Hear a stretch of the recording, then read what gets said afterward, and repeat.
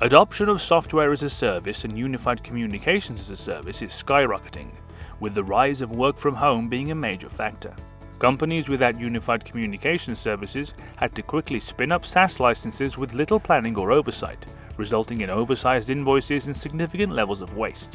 We've put together a step-by-step process to help you develop a strategy that includes real-time visibility into usage and costs, automation to drive efficiency, and optimization to ensure continued success over time. Step 3. Optimize.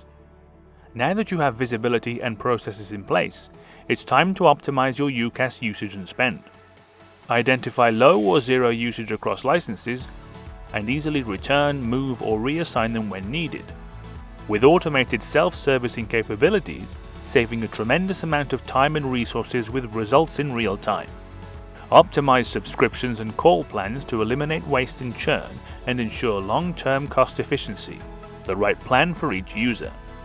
Be automatically alerted to upcoming contract renewals to know the number and type of licenses required before starting negotiations.